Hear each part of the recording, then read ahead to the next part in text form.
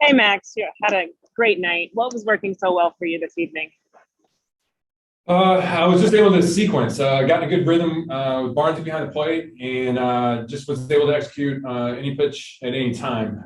Was able to work ahead in the count and stay in sequence. And then, obviously, to me, the play of the game was, when we were able to turn that double play. Turner was able to catch it, throw it to Turner, and turn a double play. That really changed the complexion of the game, kept my pitch count under control, and allowed me to continue to pitch deep into a game.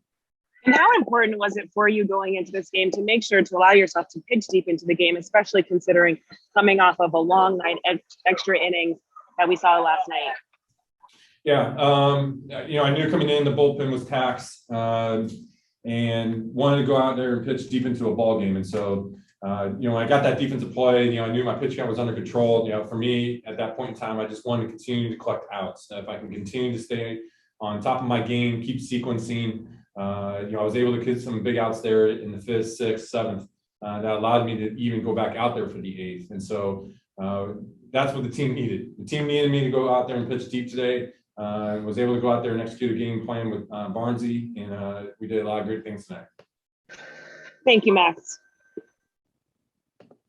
Next question is from Montevideo. Go ahead.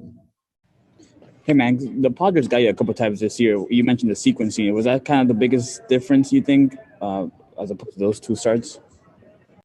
Yeah, I just wanted to, learn from my mistakes. You're not perfect. There's times you make mistakes, times you get beat, times you lose.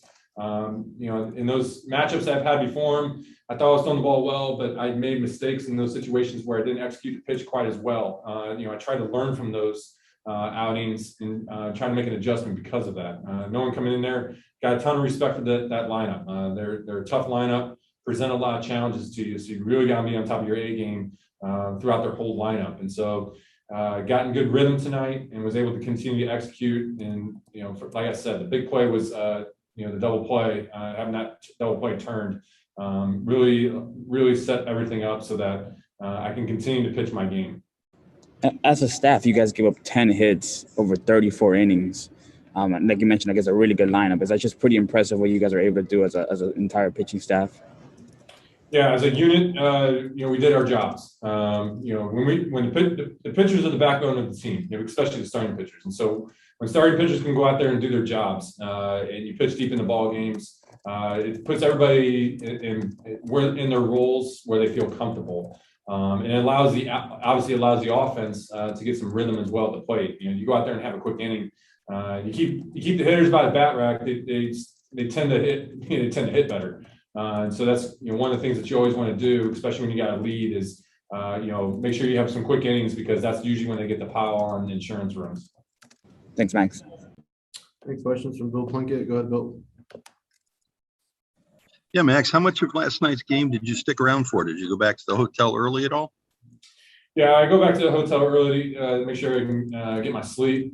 So I didn't get to see the extra innings at all, but it just sounded like it was a crazy game.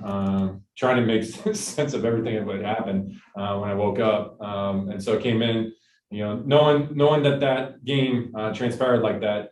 I understood what I needed to do today. My number one goal today was to go pitch deep into the ball game. That was going to give our team the best chance to win if I pitched deep into a game. You seemed to, the first 4 innings especially, attack the strike zone very aggressively. Is that trying to establish that early? A little bit of both. Yes. You always want to attack the strike zone. That's in my DNA. I'm going to come out there. I want to throw first pitch strikes. I want to attack the zone. The fact that I was able to collect outs there early in the game allowed me to settle in and pitch effectively and keep the sequences going, especially when we got those extra runs that go up, 4-0. It gave me some freedom to try, throwing a couple extra pitches that I might not try in that situation, because I knew, I had a little breathing room. I could give up a solo shot. And so, because of that, it allowed me to pitch aggressively after lineup, regardless of the scoreboard. Thanks, Max. Next one's from Ron Kavner. Go ahead, Ron. Hey Max, it probably goes without saying with the production, but now that it's been about a month with the Dodgers, how comfortable has this transition been for you to LA? It's been great. The guys in here, this is a great clubhouse.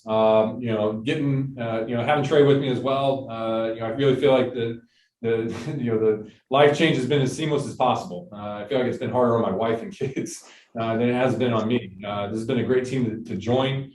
We've been playing great baseball, and to come in day after day, come in this clubhouse, and just know that if you go out there and do your job, you got a great chance to win. And that's what you want as a player. And so, we're playing great baseball right now, but obviously we're going to have to continue to play great baseball.